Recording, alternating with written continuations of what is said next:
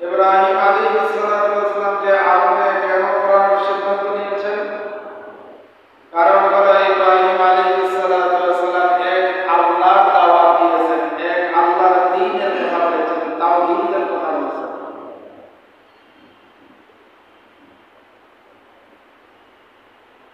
এই জন্য মনে রাখবেন, যারা দ্বীনের দাওয়াত দিবে তাদের উপরে বিভিন্ন ধরনের মুসিবত আসবে।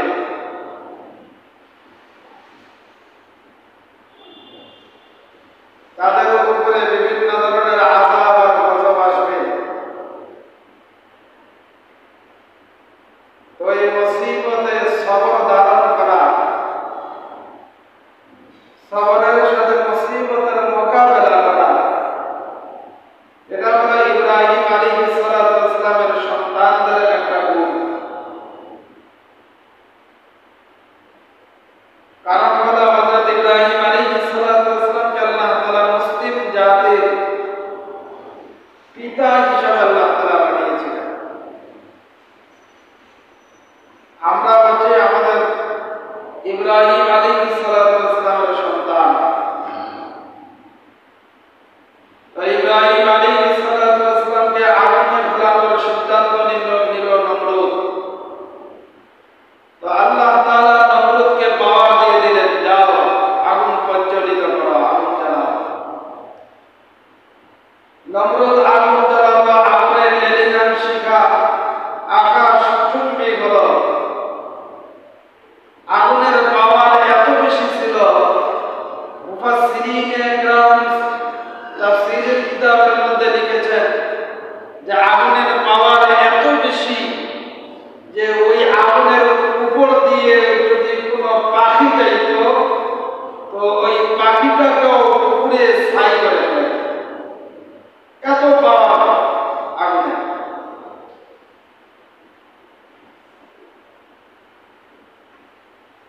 সেই আগুনে আল্লাহর খলিল ইব্রাহিম আলাইহিস সালামকে ফেলানো হয়।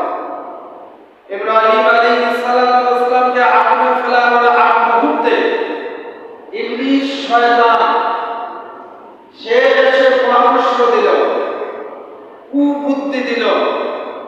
দেখবেন কিছু কিছু মানুষ আছে কোরআনের বিরোধিতা, ইসলামের বিরোধিতা, মসজিদ মাদ্রাসার বিরোধিতা, তাওহীদের বিরোধিতা করে, সরাসরি করে না, দুশ্মনী করে, অর্থাৎ দুশ্মনদেরকে কান পড়া দেয় অথবা লিখনীভাবে তারা বিরোধিতা করে। তো ইবলিস শয়তান সে এসে বুদ্ধি দিল যে ইব্রাহিমকে যদি কাপড় চোপড় পরা অবস্থায়, শরীরে কাপড় অবস্থায় যদি তাকে আগুনে ফেলানো হয় তাহলে তেমন কোনো অসম্মান করানো হবে না। অসম্মানটা যেন চূড়ান্ত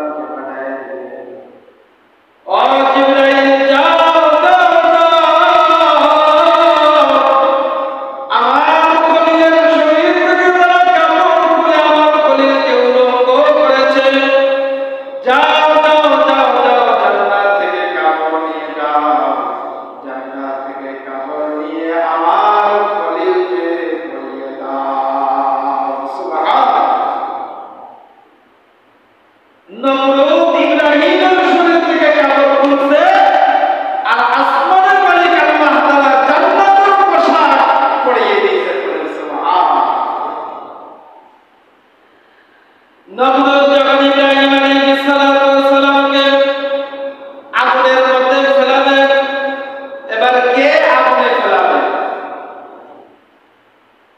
কে ইব্রাহিমকে ধরে আগুনে ফেলবে? তো নমরুদ সিদ্ধান্ত দিল, ইব্রাহিমের বাবা আদম আমার সবচাইতে কাছের মানুষ, কাছের বন্ধু, সবচাইতে কাছের বন্ধু। এই আদমকেই দায়িত্ব দেওয়া হলো তার নিজ সন্তানকে আমাদের মূর্তিগুলোর দেবদেবীগুলোর যে বিরোধিতা করে, আমাদের ধর্মের যে বিরোধিতা করে, তার বাবাকে, তার নিজের পিতাকে দায়িত্ব দেওয়া হলো যে তার সন্তান ইব্রাহিমকে আগুন। এটা আমার বড় আশ্চর্যজনক ঘটনা, বড় কষ্টের এবং দুঃখের বিষয়। দুনিয়ার মধ্যে সন্তান যদি বিপদের মধ্যে পড়ে, সবার আগে সন্তানের বাবা এগিয়ে আসে। সবার আগে সন্তানের বাবা এগিয়ে আসে না? সন্তান বিপদে পড়ছে, এটা কোনো বাবা কি আছে যে নিজ সন্তান বিপদে পড়লে এটা সবাই তাকিয়ে চুপ করে থাকবে? চুপ করে থাকার মতো কোনো বাবা না। ইব্রাহিম আলাইহিস সালাম তিনি আশ্চর্য হয়ে গেলেন, আমি সন্তান হিসাবে আমার এই বিপদের মধ্যে আমার বাবাকে নিয়ে আসার দরকার ছিল, আমার বাবাকে আমার পক্ষে আসার কথা ছিল, কিন্তু আমার বাবা তো আমার পক্ষে আসলো না, আমার বাবা আমার বিরোধী হয়ে গেল। এই মুসিবতের সময়ও আমাকে আগুনে ফেলাচ্ছে, এমন তো অবস্থায় আমার বাবা আমার পক্ষে আসলো না, আমার বাবা আমার পক্ষে চলে গেল। ইব্রাহিম আলাইহিস সালামকে আগুনে ফেলানো হলো। আল্লাহ রাব্বুল আলামিন কোরআনে কারীমের মধ্যে বলেন, কুলনা ইয়া নারু কুনি বারদান ওয়া সালামান আলা ইব্রাহিম। ইব্রাহিম আলাইহিস সালামকে আগুনে ফেলানো হলো। আল্লাহ তাআলা নির্দেশ করলেন আগুনকে, আগুন আমার খলিলের জন্য শান্তিদায়ক ঠান্ডা হয়ে যাও। সুবহানাল্লাহ, যারা বলেন সুবহানাল্লাহ। শান্তিদায়ক ঠান্ডা, খুব বেশি ঠান্ডা না, যে ঠান্ডা হলে আমার খলিলের কষ্ট হয়ে যাবে। খুব বেশি যখন ঠান্ডা হয়ে যায় তখন আমরাও কষ্ট পাই। কি বলেন, কষ্ট পাই না? কষ্ট পাই। ঠান্ডার কাপড়, গরমের কাপড় পরিধান করি, একটার পর আরেকটা, দুইটা, তিনটা, চারটা পরিধান করি। কারণ হলো খুব বেশি যখন ঠান্ডা হয়ে যায় তখন আমাদের কষ্ট হয়। আল্লাহ তাআলা ইব্রাহিম আলাইহিস সালামকে আগুনে ফেলাইলে আগুনকে নির্দেশ করলেন শান্তিদায়ক ঠান্ডা হয়ে যাও। তার মানে হলো খুব বেশি ঠান্ডা হইও না, যাতে আমার শরীরের কষ্ট হয়, আবার খুব বেশি গরমও হয় না, যাতে আমার শরীরের কষ্ট হয়ে যায়। আমার ভাইরা, ইব্রাহিম আলাইহিস সালাম তিনি বলেন যে আমি আমার হায়াতের জিন্দেগির মধ্যে 40 দিন আমি নমরুদের আগুনের মধ্যে ছিলাম। এই 40 দিনের মধ্যে আমার পুরা হায়াতের মধ্যে এই 40 দিন যে আরামে ছিলাম, যে শান্তিতে ছিলাম, এরকম শান্তি আর আরামে আমি আমার জিন্দেগিতে কোনোদিন ছিলাম না। এত শান্তি, এত আরাম। এই জন্য আল্লাহ রাব্বুল আলামিন আপনাকে আমাকে মাঝে মধ্যে পরীক্ষা করবেন, মাঝে মধ্যে আপনাকে আমাকে আল্লাহ তাআলা তাওহীদের উপরে থাকার কারণে জীবন নাশের পরীক্ষা করবেন, জেল জুলমের পরীক্ষা করবেন। আপনারা আমার কাছে বিভিন্ন ধরনের পরীক্ষা আসবে। এই যে কিছুদিন আগে কিছু আলেম ওলামারা জেলে গেছে, না যায় নাই? কিছুদিন আগে কিছু ইসলামী আন্দোলনের কর্মীরা জেলে যাওয়ার পরে মারা গেছে। আমরা অনেকেই মনে করি ঠিকই হয়েছে, খুব বড় বড় কথা বলছে, এবার জেলে গেছে হুজুর। আমরা কিন্তু অনেক মুসলমানরা এই মনে মনে ভাবছি, চিন্তা করছি যে বেটা খুব বাড়াবাড়ি করছিল, খুব চিল্লাইছিল, খুব গলার আওয়াজ করছিল, এখন জেলে গেছে, বুঝুন মজাটা বুঝুন। আমরা কেমন মুসলমান হলাম, আমাদের মনে মনে এই ধরনের ধারণা আসছে, কিন্তু আল্লাহ তাআলা যাদেরকে জেলের মধ্যে ঢুকাইছেন, যারা জেলে গেছে তাওহীদের মধ্যে ঢুকে থাকার কারণে, তাওহীদের কথা বলার কারণে, ইসলামের কথা বলার কারণে, কোরআনের কথা বলার কারণে, আল্লাহর আইন আল্লাহর জমিনে প্রতিষ্ঠিত করার কারণে, আল্লাহর আইন আল্লাহর জমিনে প্রতিষ্ঠিত করার স্লোগান দেওয়ার কারণে যারা জেলে গেছে, জেলে যাওয়ার পরে যারা মারা গেছে, জেল থেকে যারা বাইরে হয়েছে, এই সমস্ত মানুষদেরকে আল্লাহ রাব্বুল আলামিন এত সম্মান বাড়িয়ে দিয়েছেন। জেলে যাওয়ার আগে যেরকম সম্মান ছিল, জেল থেকে বাইরে এর থেকে সম্মান আরো আল্লাহ বাড়িয়ে দিয়েছে। যারা জেলখানায় মারা গেছে, আরো যারা মারা গেছে, তাদেরকে তো তার পিতা ইব্রাহিম বলে ডাকতেছে, তাদেরকে তো ইমামে আদম আবু হানিফা ডাকতেছে, তাদেরকে হযরত ইউসুফ আলাইহিস সালাম ডাকতেছে। আমার ভাইরা বন্ধুরা, আবার তাদের মান সম্মান আল্লাহ তাআলা দুনিয়াও বাড়িয়ে দিয়েছেন, আখিরাতও বাড়িয়ে দিয়েছেন। কিন্তু যারা ইসলামের বিরোধিতা করেছে, যারা কোরআনের বিরোধিতা করেছে, যারা আল্লাহর দ্বীনের বিরোধিতা করেছিল, এদের নাম নিশানা আজকে জমিনের উপরে নাই। মনে রাখবেন, যারা আজকে জমিনের উপরে থেকে আল্লাহর বিরোধিতা করে, আল্লাহর দ্বীনের বিরোধিতা করে, এদেরও নাম নিশানা এই জমিনের মধ্যে একদিন নিশ্চিহ্ন হয়ে যাবে। আর যারা মুসিবতের মধ্যে জেলে যাওয়ার পরও যারা সবরের সাথে জেলকে বরণ করে নিয়েছে, জেল থেকে বের হয়েও হকের উপরে তারা আছে, এদের নাম নিশানা কিয়ামত পর্যন্ত এই জমিনের মানুষের দিলের মধ্যে থাকবে, জবানের মধ্যে থাকবে, তাদের নাম থাকবে। এই জন্য আমার ভাইরা বন্ধুরা, আল্লাহ রাব্বুল আলামিন বলেন, যারা দ্বীনের উপরে টিকে থাকার জন্য, যারা ইসলামের উপরে থাকার জন্য সবর ইখতিয়ার করে সকল মুসিবতের মোকাবেলা করবে, মোকাবেলা করে তাওহীদের উপরে থাকবে, আল্লাহ রাব্বুল আলামিন বলেন, তাদের সম্মান আমি আল্লাহ বিনষ্ট হতে দিব না। ইন্নাল্লাহ লা ইউযিউ আজরাল মুহসিনদের বিনিময় তো আমি আল্লাহ রাব্বুল আলামিন এইভাবেই দিয়ে থাকি। আগে মুসিবত দেই, এরপরে তাদের বিনিময় দেই, এমন বিনিময় দেই দুনিয়াও তাদের শান্তি, আখিরাতও তাদের জন্য বিশাল বড় আমি আল্লাহ তাআলা পুরস্কার দেব। বলেন সুবহানাল্লাহ। আল্লাহ রাব্বুল আলামিন মুহসিন বান্দাদেরকে এইভাবেই পুরস্কৃত করে থাকেন। আমার ভাইরা, জাতির পিতা ইব্রাহিম আলাইহিস সালাতু ওয়াস সালামকে আগুনে ফেলানো হলো। ইব্রাহিম আলাইহিস সালাতু ওয়াস সালামকে আগুনে ফেলার পরে এরপরে আল্লাহ তাআলা ইব্রাহিম আলাইহিস সালাতু ওয়াস সালামকে আরেকটা পরীক্ষা করেছিলেন। সেটি হলো, ইব্রাহিম আলাইহিস সালাতু ওয়াস সালামকে একটানা 120 বছর আল্লাহ তাআলা সন্তান দেন নাই। 20 বছর পরে, 120 বছর পরে একটা সন্তান দান করলো। বলেন তো, এই সন্তানের প্রতি ভালোবাসা, ভালোবাসা, তার প্রতি মহব্বত ইচ্ছে হয় কি হয় না? পিতার ইচ্ছা হবে না? অবশ্যই ইচ্ছা করবে। তার ভালোবাসা যখন বাড়তে থাকলো, এমন তো অবস্থায় ইব্রাহিম আলাইহিস সালাতু ওয়াস সালামকে আল্লাহ তাআলা নির্দেশ করলেন, ও ইব্রাহিম আমার খলিল, এই তোমার ইব্রাহিম, তোমার সন্তান ইসমাঈল আর তার মা বিবি হাজরা, তোমার বিবি হাজরা, এই দুইজনকে, স্ত্রী এবং তোমার এই সন্তানকে, দুইজনকে বনবাসে দিয়ে আসো। যে জায়গার মধ্যে জমজম কূপ, এইটার পাশে, এই জায়গাটার মধ্যে ইব্রাহিম আলাইহিস সালাতু ওয়াস সালাম এবং ইব্রাহিম আলাইহিস সালাতু ওয়াস সালামের বিবি হাজরা এবং ইসমাঈলকে, দুইজনকে আল্লাহর খলিল এই জায়গার মধ্যে রেখে আসলেন। যে জায়গাটার মধ্যে রেখে আসছিলেন, ওই জায়গায় এখনো পর্যন্ত চিহ্ন রাখা আছে। হাজির সাহেবরা যায় কিন্তু দেখে ওই জায়গাটা, ওই জায়গার মধ্যে ইব্রাহিম আলাইহিস সালাতু ওয়াস সালামের বিবি হাজরা এবং ইসমাঈল সন্তান দুইজনকে রাখলেন।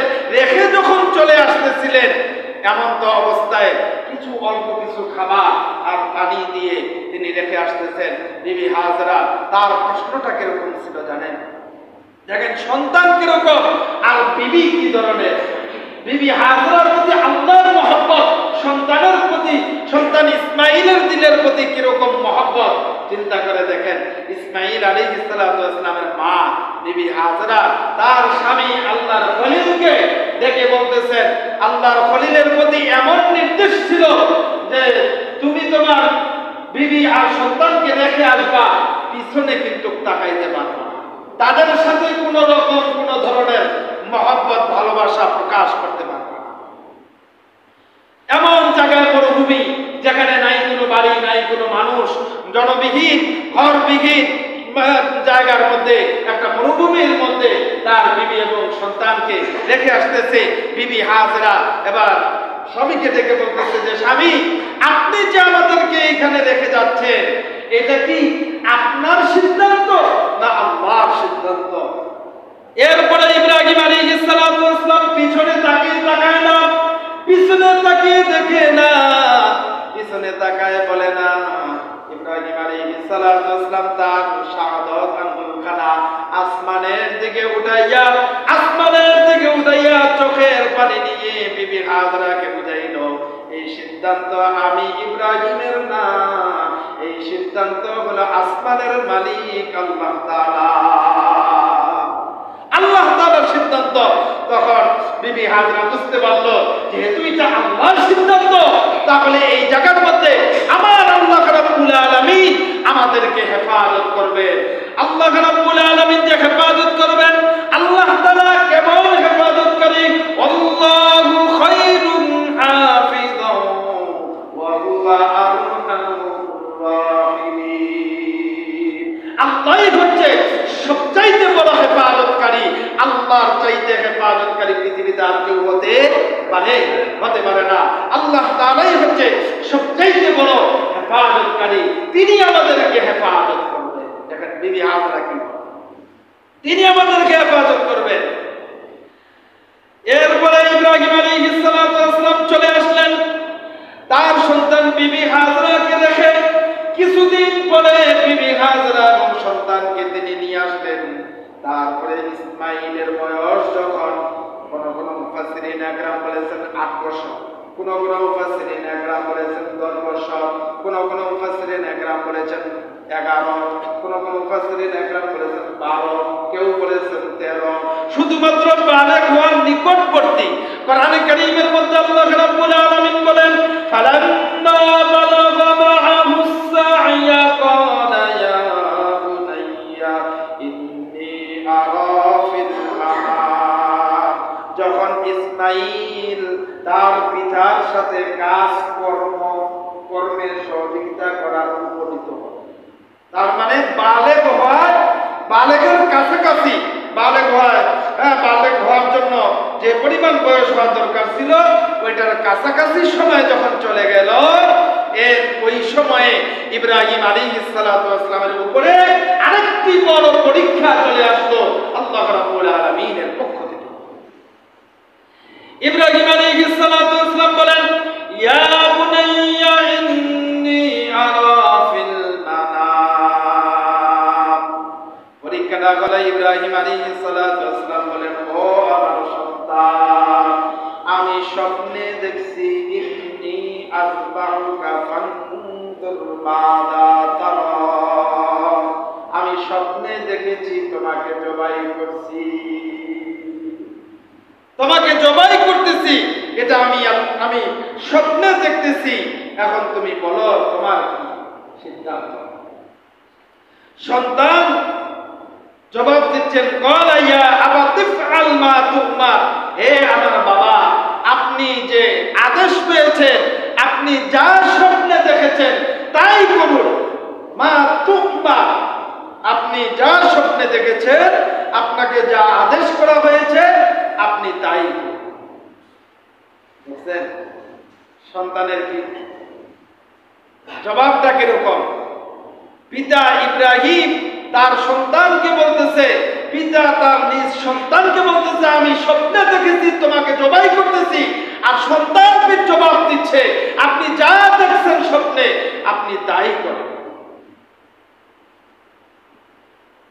সাতাজিদুনি ইনশাআল্লাহু মিনাস সাবিরিন।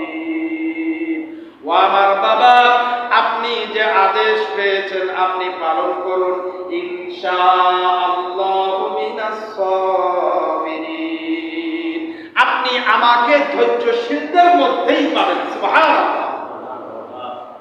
এটা করছেন বিবি কিরকম আর ইব্রাহিম সে কি ধরনের, তার সন্তান কি রকম, বিবির দিলের মধ্যে আল্লাহর মহব্বত কি ধরনের, পিতার মধ্যে আল্লাহর ভালোবাসাটা কি পরিমাণ, সন্তানের দিলের মধ্যে আল্লাহর ভালোবাসা কি পরিমাণ। আজকে আমরা তো শুধু একজন ইসমাইলের মতো এরকম খোদাবিরু, এরকম এই ধরনের একটা আত্মমর্যাদা সম্পন্ন সন্তান আমরা কিন্তু চাই, সকলেই চাই, কিন্তু আমরা ওই ধরনের একটা বিবি চাই না। ইব্রাহিমের যে বিবি ছিল বিবি হাজরা, হাজরার মতো বিবি আর পিতার মতো ইব্রাহিমের মতো পিতা আমরা কিন্তু হইতে চাই না, কিন্তু সন্তান আমরা থেকে ইসমাইলের মতো চাই। আমাদের অবস্থা হইল আমরা সন্তান চাই ইসমাইলের মতো, কিন্তু নিজে আমি পিতা হিসাবে, ইব্রাহিমের সন্তান হিসাবে ইব্রাহিম খলিলের মতো যে হব, নিজের বিবিটাকে বিবি হাজরার মতো বানাইব, এইটা আমরা চাই না, কিন্তু ইসমাইলের মতো একটা সন্তান, এটা আমাদের অবস্থা। ইব্রাহিম আলাইহিস সালাতু ওয়াস সালাম বললেন, ইন্নী আযবাহুকা ফানজুর মাযা তারা, আমি স্বপ্ন দেখতেছি তোমাকে জবাই করার। ইসমাইল শেষ পিতার প্রশ্নের জবাব দিচ্ছেন, ইনশাআল্লাহু মিনাস সাবিরিন, সাতাজিদুনি ইনশাআল্লাহু মিনাস সাবিরিন, আপনি স্বপ্নে যা আদেশ পেয়েছেন আপনি তাই করুন, ইনশাআল্লাহ আপনার সন্তান হিসাবে আমি ইসমাইলকে আপনি ধৈর্যশীলদের মধ্যেই পাবেন। সুবহানাল্লাহ। যেমন বাবা তেমন সন্তান, বাবা আল্লাহর জন্য সন্তানকে জবাই করতে চায়, সন্তানও আল্লাহর জন্য জবাই করতে চায়, বাবা আল্লাহর জন্য নিজের সন্তানকে জবাই করতে চায়, আর এমন সন্তান নিজেই আল্লাহর জন্য জবাই করতে চায়। এরপরে দুইজনে যখন সিদ্ধান্ত গ্রহণ করলো, তারা যখন রাজি হয়ে গেল, আল্লাহ রাব্বুল আলামিন বলেন, ফালাম্মা আসলামা ওয়া তাল্লাহু লিল জাবিন, বাবা সন্তান যখন মুসলমান হয়ে গেল, অর্থাৎ নিজেদেরকে সিদ্ধান্ত গ্রহণ করলো আল্লাহর স্বপ্ন বাস্তবায়ন করবে, আল্লাহর ইচ্ছা জমিনে বাস্তবায়ন করবে, আল্লাহর দ্বীন জমিনে বাস্তবায়ন করবে, আল্লাহর নির্দেশ জমিনে বাস্তবায়ন করবে, আল্লাহর আইন আল্লাহর জমিনে বাস্তবায়ন করবে, তারা দুজনেই যখন সিদ্ধান্ত গ্রহণ করলো, আল্লাহ রাব্বুল আলামিন বলেন, ফালাম্মা আসলামা ওয়া তাল্লাহু লিল জাবিন, ফালাম্মা আসলামা, তারা দুইজনে যখন সিদ্ধান্ত গ্রহণ করলো, তারা নিজেরা নিজেদেরকে মুসলমান হয়ে গেল বলতে, এখানে তারা দুইজনেই আল্লাহর নির্দেশ পালনে সিদ্ধান্ত গ্রহণ করলো। যেমন ইব্রাহিম আলাইহিস সালাতু ওয়াস সালামকে আসলামা, মুসলমান হওয়ার কথা বলেছিলেন। আরেক আয়াতের মধ্যে সূরা বাকারা এক আয়াতের মধ্যে আল্লাহ রাব্বুল আলামিন ইব্রাহিমকে একা শুধু বলেছিলেন যে আপনি মুসলিম হয়ে যান। ইব্রাহিম আলাইহিস সালাতু ওয়াস সালাম বলেন, আসলাম, তো আমি মুসলিম হয়ে গেলাম। এখানেও আল্লাহ তাআলা আসলামা শব্দ ব্যবহার করেছেন, ব্যবহার করে দুইজনেই তারা সিদ্ধান্ত গ্রহণ করলো, তারা দুইজনেই মুসলমান হয়ে গেল। লিরাব্বিল আলামিন, অর্থাৎ আল্লাহ তাআলার প্রতি, সমগ্র জাহানের মালিক যিনি, তার সিদ্ধান্ত মেনে নিল। দুইজনে যখন সিদ্ধান্ত আল্লাহর মেনে নিল, তখন দুইজনেই সিদ্ধান্ত মেনে নিয়ে উভয়ে যখন আল্লাহর সিদ্ধান্ত মেনে নিল, মুসলমান হয়ে গেল, তো ইব্রাহিম আলাইহিস সালাতু ওয়াস সালামকে আল্লাহ তাআলা যে নির্দেশ দিয়েছিলেন, ফালাম্মা আসলামা, এই দুইজনেই সিদ্ধান্ত গ্রহণ করে কমপ্লিটলি মুসলমান হয়ে গেল। মুসলমান হয়ে যাওয়ার পরে দুইজনেই একজন আরেকজনকে, অর্থাৎ পিতা তার সন্তানকে কুরবানি করার জন্য মিনার প্রান্তরে নিয়ে চলে গেল। মিনার প্রান্তরে যেই জায়গাটার মধ্যে ইব্রাহিম আলাইহিস সালাতু ওয়াস সালাম নিজ সন্তান ইসমাইলকে যে জায়গার মধ্যে জবাই করতেছিলেন, ওই জায়গাটার চিহ্ন আজও পর্যন্ত আছে। ওই জায়গায় হাজী সাহেবরা যাইয়া হজ্জে বাইতুল্লাহ করতে যায়, যারা যারা হাজী সাহেব এরা যাইয়া যে কুরবানি দেয়, ওই জায়গার মধ্যে যাইয়া কুরবানি দেয়। তো ইব্রাহিম আলাইহিস সালাতু ওয়াস সালাম লম্বা ঘটনা, সে কুরবানি দিলেন। এবার কুরবানির মাধ্যমে আল্লাহ তাআলা উম্মতে মুহাম্মাদের কাছে ইব্রাহিম আলাইহিস সালাতু ওয়াস সালামের পুরো জিন্দেগীর প্রত্যেকটা কদম উম্মতে মুহাম্মাদের জন্য আল্লাহ তাআলা সুন্নাত করে দিয়েছেন। যেমন ইব্রাহিম ইসমাইলকে কুরবানি করতে যাইয়া জান্নাতের দুম্বা কুরবানি হয়ে গেল, ইসমাইল আর জবে হলো না, এর মাধ্যমে আল্লাহ তাআলা জান্নাতের দুম্বা পাঠিয়ে দিলেন, দুম্বা কুরবানি হয়ে গেল। এইটা আল্লাহ তাআলার কাছে এত পছন্দের হয়ে গেছে, কিয়ামত পর্যন্ত এই জমিনে যত উম্মত মুহাম্মদী আসবে প্রত্যেকের উপরে, যাদের উপরে ওয়াজিব তারা তো দিবেই, যাদের উপরে সুন্নত তারাও দিতে পারবে, যাদের মধ্যে এরকম যাকাত ফরজ হয়েছে, নেশার পরিমাণ সম্পদ যার কাছে থাকবে তার উপরে তো কুরবানি ওয়াজিব, তাকে তো দিতেই হবে। কিয়ামতের আগ পর্যন্ত উম্মত মুহাম্মাদের উপরে এই আমলটা সুন্নত করে দিয়েছেন ইব্রাহিম আলাইহিস সালাতু ওয়াস সালাম। তাহলে আমরা আজকে এইবার যারা কুরবানি দিব, আমাদের উপরে যাদের উপরে কুরবানি ওয়াজিব তারা তো দিবই দিব, তাদেরকে তো দিতেই হবে। যারা আমরা কুরবানি দিব তাদেরকে কুরবানির জন্য মৌলিক 4টি বিষয় অবশ্যই আপনাকে আমাকে খেয়াল রাখতে হবে। মৌলিক 4টি মাসআলা, 4টি বিষয়। এই 4টি বিষয় যদি আপনি আমি ফলো না করি তাহলে আপনার আমার কুরবানি আল্লাহর কাছে কবুল হবে না। এই 4টা বিষয় গুরুত্বপূর্ণ কিনা? গুরুত্ব আছে না? চারটা খুবই গুরুত্বপূর্ণ, এটা আমরা খেয়াল রাখবো। 1 নম্বর, নিয়ত শুদ্ধ করা লাগবে, নিয়ত শুদ্ধ করে কুরবানি করা। 2 নম্বর, হালাল টাকা দিয়ে কুরবানি করা। 2 নম্বর, হালাল টাকা দিয়ে কুরবানি করা। 3 নম্বর, শরীয়ত মোতাবেক কুরবানি দেওয়া। শরীয়ত মোতাবেক কুরবানি, শরীয়ত যেইভাবে কুরবানি দিতে বলছে আলেম ওলামাদের কাছ থেকে মাসআলা জেনে এরপরে ঠিক মতো শরীয়ত সম্মত আপনাকে আমাকে কুরবানি দিতে হবে। কুরবানির গরু জবাই করতে যাইয়া শরীয়ত সম্মত কুরবানির গরু জবাই দিতে হবে।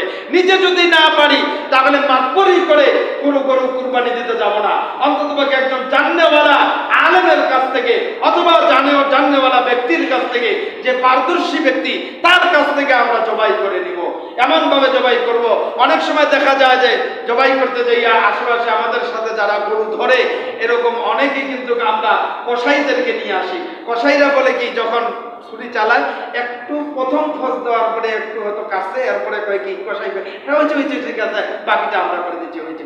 হ্যাঁ, তারা জানে ঠিক আছে, তারা পারদর্শী, কিন্তু আপনি ছেড়ে দিবেন না যতক্ষণ পর্যন্ত গরুর শেষ যে রোগটা আছে, যে রোগটা না কাটলে তার জান যাবে না, সেই রোগ পর্যন্ত আপনি ফসাইতে থাকবেন, আপনি কাটবেন, কাটার পরে এরপরে আপনি ছেড়ে দিবেন।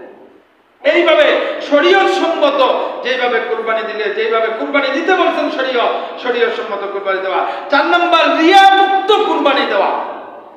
অন্তরের মধ্যে কোনো ধরনের রিয়া থাকবে না, না মানুষ দেখানো, না নেতাকে খুশি করার জন্য, না আমার দুনিয়ার কোনো মানুষকে খুশি করার জন্য, না কাউকে খুশি করার জন্য, একমাত্র আল্লাহকে খুশি করার জন্য আমি কুরবানি দিচ্ছি। দিলের মধ্যে এক চুল পরিমাণ রিয়া থাকবে না, রিয়া মুক্ত কুরবানি দিতে হবে। অনেকেই দেখা যায় যে কুরবানির 7 দিন 8 দিন আগে গরু কিনে, আর এই গরুটার মধ্যে মালা পড়াইয়া, সিকসিকি পড়াইয়া, এরপরে আলু কত কিছু করে ঘুরায় নিয়ে বেড়ায়, এলাকার মধ্যে ঘুরায়, এরপরে সেলফি উঠায়, গরুর সাথে সেলফি উঠায়, গরুর সেলফি উঠায়, ফেসবুকে দেয়, ইন্টারনেটে দেয়, বিভিন্ন জায়গায় দেয়, বন্ধুদের কাছে বন্ধুদেরকে দেখায়, ভিডিও কলে দেখায়। মনে হয় যে সে একাই কুরবানি দিবে, দুনিয়ার আর কোনো মানুষ কুরবানি দিবে না। কুরবানিটা তার একাই, আর কারণ এরকম না। এই ধরনের কোনো কাজ করা যাবে না। তাহলে 4টা মাসআলা, মৌলিক মাসআলা আমাদেরকে ফলো করতে হবে। যদি এই 4টা মাসআলা ফলো না করি তাহলে কুরবানি কবুল হবে না। 1 নম্বর, নিয়ত শুদ্ধ করা লাগবে। 2 নম্বর, হালাল টাকা দিয়ে কুরবানি দিতে হবে। 3 নম্বর, শরীয়ত সম্মত কুরবানি দিতে হবে। 4 নম্বর, রিয়া মুক্ত কুরবানি দেওয়া। আল্লাহ রাব্বুল আলামিন এই মৌলিক 4 মাসআলার উপরে কেউ যদি সঠিকভাবে কুরবানি দিতে পারে, আল্লাহ রাব্বুল আলামিন তাকে এমন মর্যাদা দিবেন, এত সওয়াব দিবেন যে আল্লাহর নবী মুসনাদ আহমদ শরীফের হাদিস, আল্লাহর নবী হাদিস শরীফের মধ্যে বলেন, বিকুল্লি শাহরাতিন হাসানা, বিকুল্লি শাহরাতিন মিনাস সুফি হাসানা। যে ব্যক্তি কুরবানি দিল, কুরবানির পশুর প্রত্যেকটা লোমে লোমে, এক একটা লোমে লোমে আল্লাহ রাব্বুল আলামিন তাকে সওয়াব দান করবেন, আর প্রত্যেকটা লোমে লোমে এক একটা করে গুনাহ আল্লাহ তাআলা তাকে মাফ করে দিবেন। সুবহান, এত নেকি রাখছেন। আর কুরবানির পশুর লোম, শিং, চামড়া যা আছে এগুলো সবগুলো কিয়ামতের ময়দানে, ময়দানে হাসরে মিজানের পাল্লায় আল্লাহ তাআলা হাজির করে দিবেন। সুবহানাল্লাহ, এত সুন্দর, এত ফজিলতপূর্ণ কাজ। এজন্য এই ফজিলত শোনার পরে যাদের উপরে ওয়াজিব হয়েছে তারা তো করতেই হবে, তাদেরকে তো কুরবানি দিতেই হবে। আর যাদের উপরে ওয়াজিব হয় নাই তারাও সুন্নত মুআক্কাদা হিসাবে, সুন্নত হিসাবে, নফল হিসাবে তারাও কিন্তু কুরবানি দিতে পারবেন। যে নগদ এখন কিছু টাকা হয়েছে, কিছু টাকা আমার কাছে আছে, যদিও আমার উপরে কুরবানি ওয়াজিব হয় নাই, কিন্তু অন্ততপক্ষে একটা ভাগ দেওয়ার মতো আমার টাকা আমার কাছে আছে, তাহলে আমি এই টাকাটা দিয়ে কুরবানি দিয়ে দেই। তার উপরে ওয়াজিবের সওয়াব পাবে না ঠিক, কিন্তু সুন্নত বা নফলের সওয়াব সে কিন্তু পেয়ে যাবে, সমপরিমাণই সওয়াব পাবে। আল্লাহ রাব্বুল আলামিন আমাদের সকলকে সহিভাবে বুঝদান করে সহিভাবে আমল করার তৌফিক দান করেন।